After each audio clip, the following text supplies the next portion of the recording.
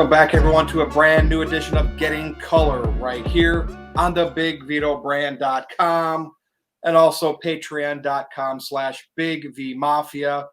I am Virtue of No DQ and of the Big Vito brand, and that, everybody, is Big Vito LaGrasso right next to me. What's up, man? What's going on, people? I hope everybody's having a great Sunday. I just want to, start off the show by thanking everybody for checking on Noel. It's been a hard week for us as a family here with our health issues. I know we canceled last week, but we had to. But thank you for everybody who checked on us, sent her a message. Greatly appreciated. She definitely appreciated it. She is still not up to par, not 100%, but I'm doing my best to get her on her feet. So, we're doing what we got to do here. Virtue, take it away. So we're up against Survivor Series right now, but we got a bunch of other stuff to talk about besides that.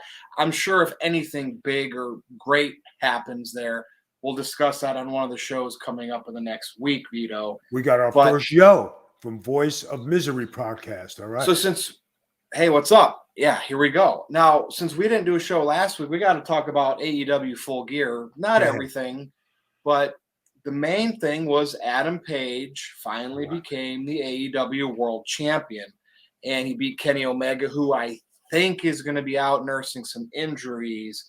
So I just want your thoughts there with Adam Page winning the title. And then we can talk about a couple new angles it looks like they're starting from Dynamite, and I want to see what you think about this direction. So Adam Page, they are finally trying to make a homegrown, if you want to call him that, champion.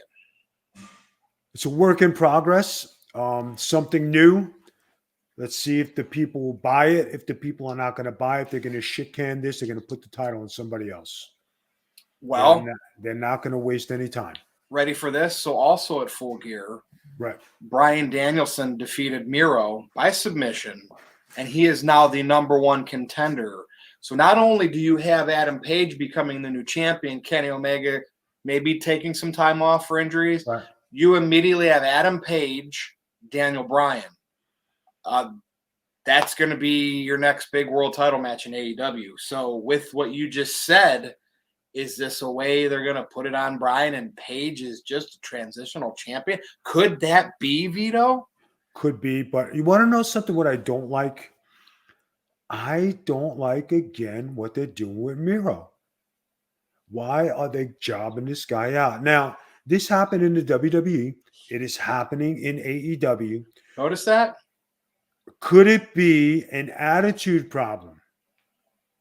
I like the guy. I think he's a great worker. I think he's good. I like him. I've always liked him. Mm-hmm. But I just don't understand why he's getting pushed and de-pushed. And what's crazy is, he's a heel. Daniel Bryan, when he came into AEW, he's that Bryan Danielson baby face right now. Right. But with Adam Page a baby face, are they going to do baby? It's for the title. It's good sportsmanship. Are they going to turn Bryan Danielson? They could have easily had Miro versus Adam Page here. Bryan can still do something. I don't get it, Vito.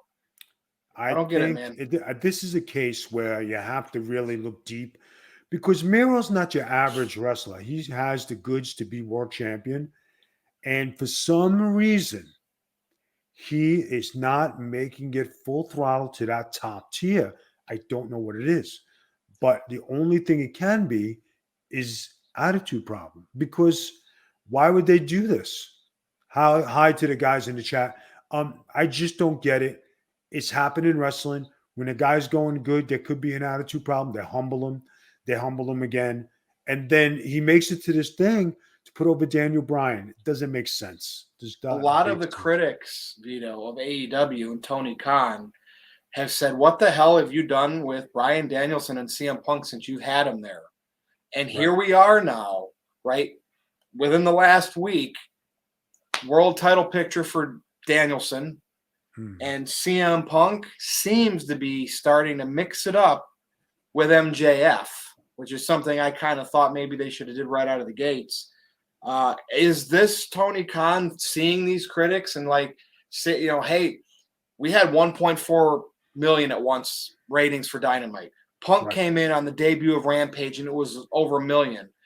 And both shows right now are under 1 million, Vito. Is this them? Not the panic button, but is Tony Khan realizing I got to use these names that I'm paying a lot of money for just to see what happens? I think so. I think it is, and it's got to be. I don't think it's a panic. I think it's a must do. No, yeah, It's a must do. Yeah, he's coming to his senses. Is kind of what I'm getting at. That was it. There wasn't really anything else from Full Gear. I mean, it's already been it's a week old already, so we can move on. I just wanted to hit those key points for you. This one's interesting, okay, Vito. So Roman Reigns was recently on the Tonight Show with Jimmy Fallon. Now, I don't know what the big late night talk show is these days. It's not like it used to be with Letterman, Leno, Carson, right?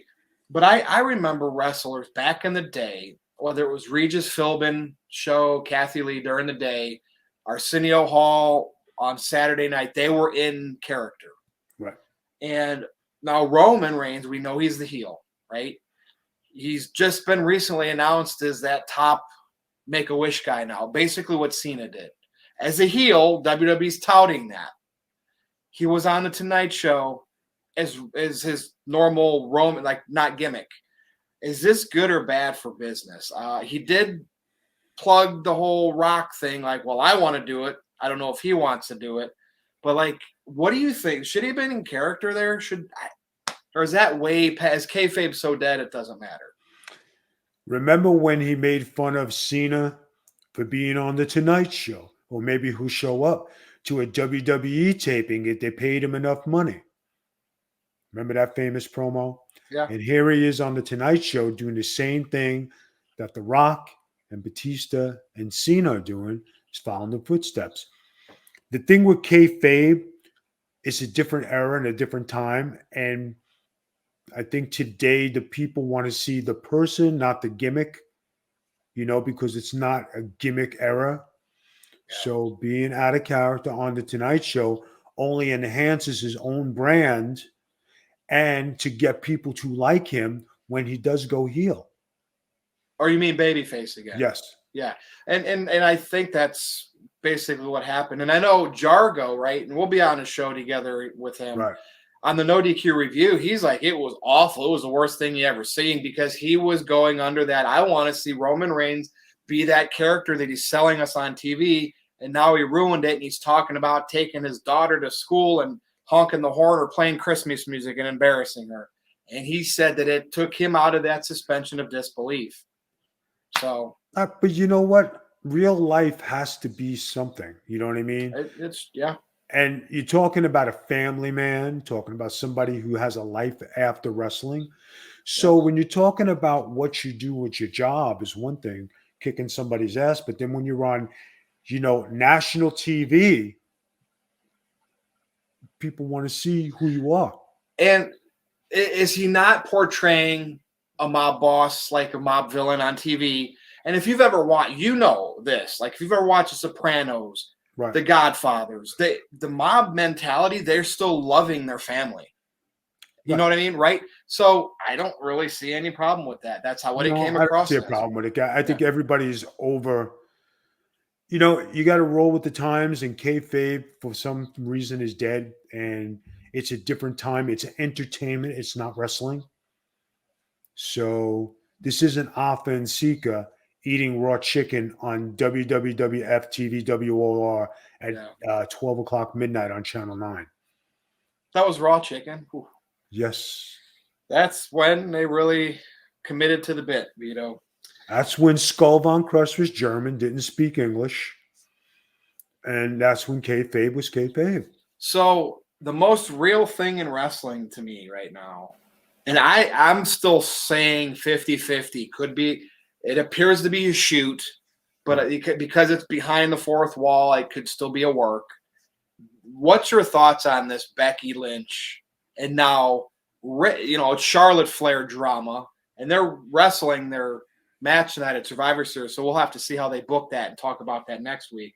But the real life, like the Twitter, the social media drama with Rick and Becky, and of course Charlotte's still there, caught in the middle of this.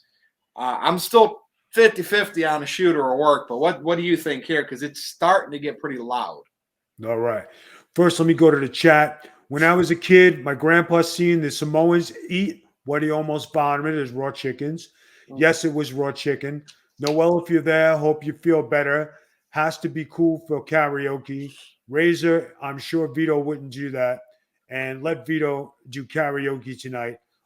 It's not the night. Maybe, during Christmas, we'll have some Christmas carols.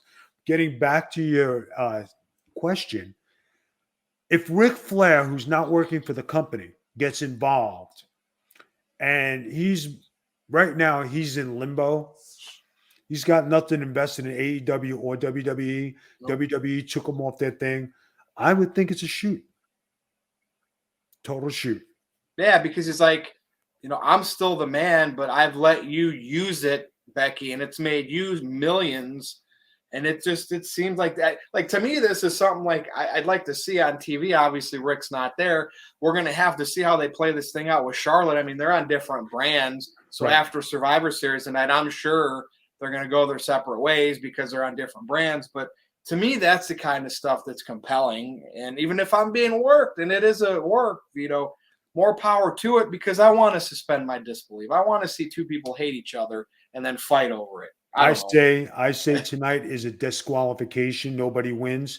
They're going to beat the shit out of each other, and it's going to be a DQ. And we're going to have to stay tuned for that. And of course, Survivor Series tonight, that's what we can talk about now. It's happening right now as we're recording this. It's nothing's on the line other than bragging rights, brand, Vito. I mean, Roman Reigns versus Big E, but the title's not on the line.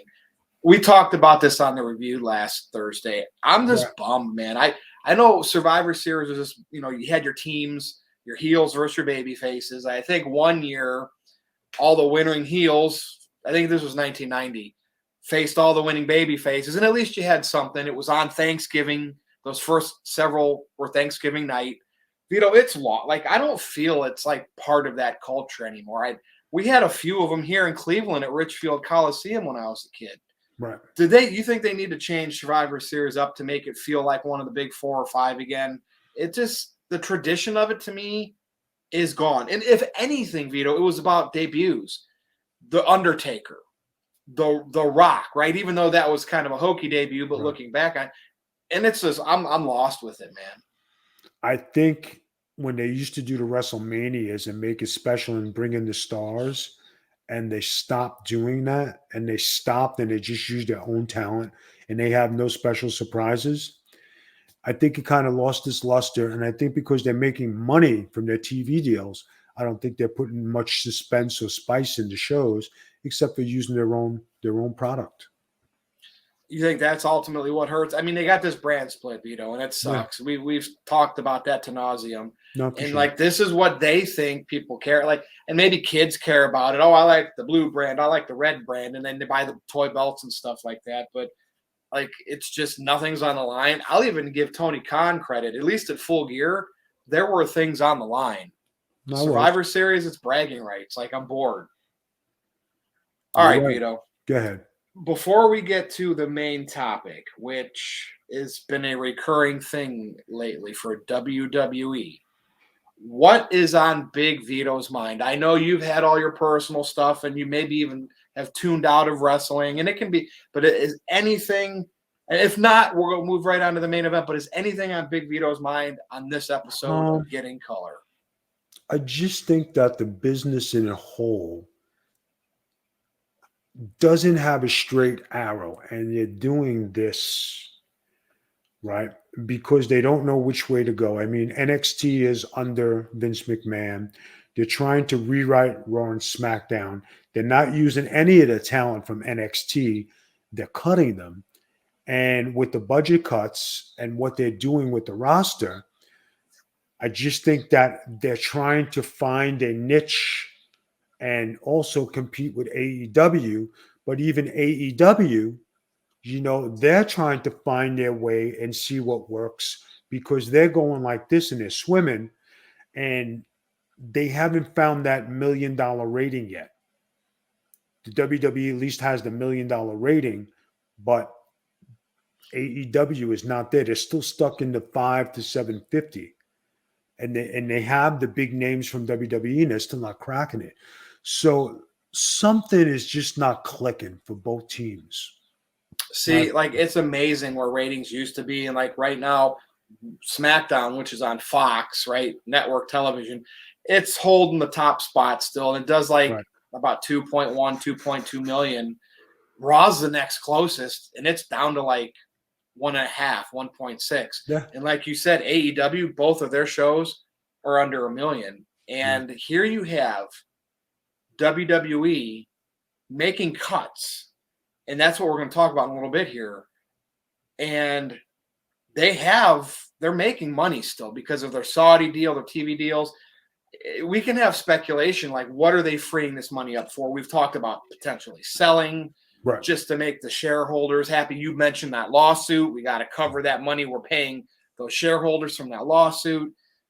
They're building a new corporate headquarters. So there's a lot of areas on, even though they're profitable, why they would need to keep freeing up more money. But it's just crazy because Excuse me, Gershuf, this just in. Yeah. What the fuck? Becky and Charlotte starting off Survivor Series. Wow. Now, okay, let's talk about that. Why? They want to get it out of the way so they can get these girls out of the dressing room in case they do have beef. Like, wow. Why do you? I heard that it might have been Roman and Big E starting tonight, but it's not, huh? Unbelievable. All right, go ahead. Continue your thought. So, I mean, this is where we're going with this. WWE profitable, but yet still releasing wrestlers because look, what they always have something to invest in, right?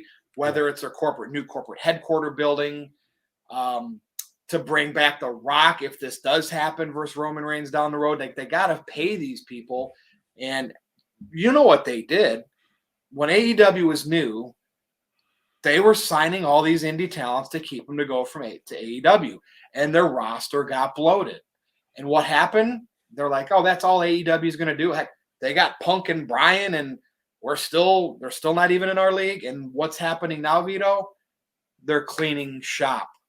And that's what we're going to talk about here.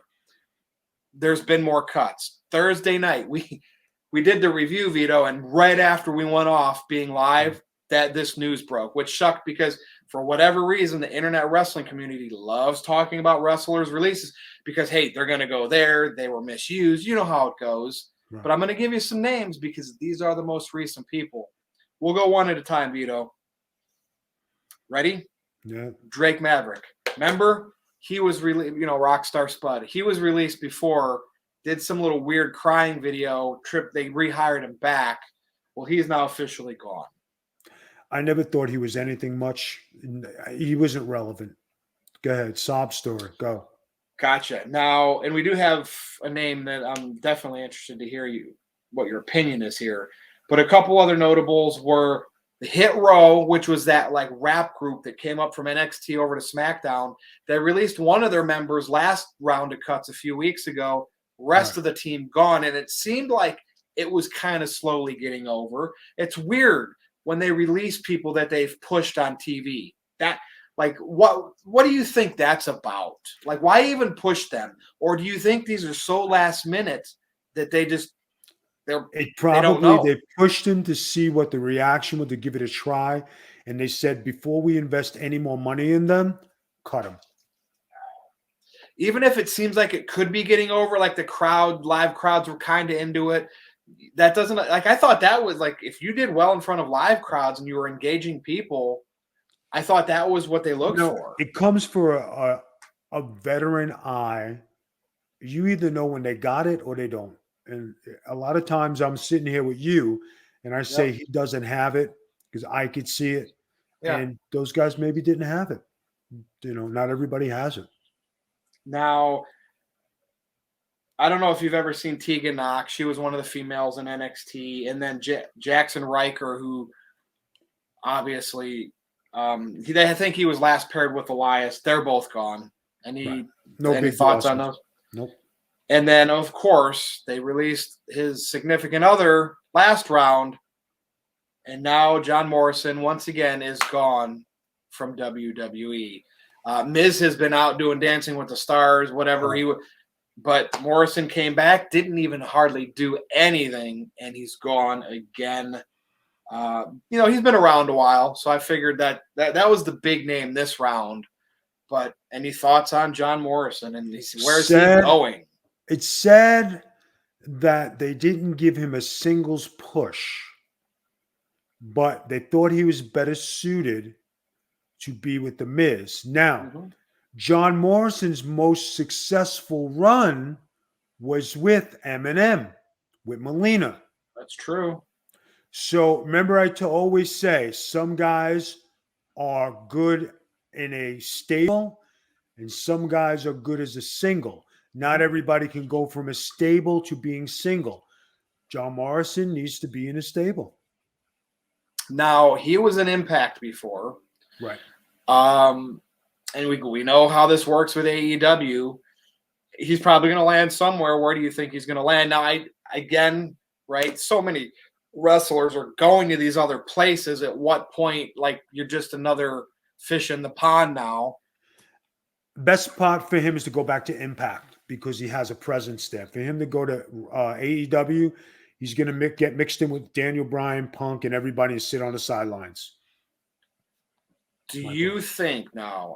Somebody tweeted this, that even after all these releases, WWE still has 217 employed wrestlers. Now they're counting the SmackDown roster, the Raw roster, the NXT UK, and then the developmental that's not on any shows. Right. That's still a lot for a company, and so I'm not surprised that they're doing this. I say they're going to get down to 150. So that means we're going to get more of these rounds. And you think Tony Khan's going to be able to lay off? Because you can't keep signing wrestlers, right? At some point, his pool of wrestlers he's going to have to get rid of people he doesn't use. I don't want to ever see people lose their jobs, but you can't have a bloated roster. You know that. I think Tony Khan has deals with these guys, but they're on a pay per appearance. Do you? Or very low contracts? Very low contract. So they're not point. spending a lot of money. He could have as many people as he wants, as long as he's keeping it to $500 appearance, $200 an appearance, $300 an appearance, So he could have as many as he wants. Now, a lot of the guys on those shows are inexperienced wrestlers, and they're really not making an impact to getting experience, opposed to the WWE, who's trying to give exposure and tutelage from the developmental stage at NXT to push these guys to the main roster. It's just not working out to where they're being anything. All the Triple H's signings are being released. Yep. So Triple H's regime really could be labeled a bust. Yep. And there's been a lot of people that have said that, because if you look at at least Roman Reigns and the Shield, they were before that Triple H started bringing the influx of indie wrestlers to NXT, which, by the way, some construction worker, I'm sure he's going to have to get in trouble for this. They showed he was recording, and it showed Vince McMahon, Stephanie, and Triple H, all these guys, corporate people, walking into the new building, looking at the progress of the new corporate building. Right. And Triple H looks good. Remember, he had that heart issue. He was there, had his clipboard. Interestingly enough, that's the first time we've seen him publicly since that procedure. He's not back in NXT that we know of. You find that interesting? You think he's done with that new vision that Vince McMahon has for NXT 2.0? I think he's out, and I think they kept him away. I think they're giving him an easy schedule, and guy less traveling. Less traveling. Because I think he probably lives in Connecticut there, and he doesn't have to go anywhere. But that's the world of wrestling right now, Vito. It's always slow in November and December. Right. Survivor Series has been going on. Obviously, it just started. But any other thoughts that you want to bring to the table? I don't know if you looked up any topics. I know sometimes you float them my way when I miss them. You covered pretty much everything. So we're going to end the show, guys. Thank you for the people in the chat. Thank you again for everybody, participating and, giving a shout out to Miss Noel. Hopefully we'll get her back on our feet, sooner than later, but it's a long process. Yep. Thank you to the guys who work with the Big Vito brand, the Russo brand, for checking in on her, sending her messages, and all the guys' girlfriends who are friends with us. thank you as well for checking in on it. I appreciate it. Yep. Hey, follow Vito on Twitter at the Big Vito Brand. Follow me at NoDQ_Virtue. But we will end it because we will be back. And I am Virtue. That's Big Vito LaGrasso. This has been Getting Color right here on the BigVitoBrand.com and Patreon.com/BigVMafia. We will see you next time. Peace out, guys.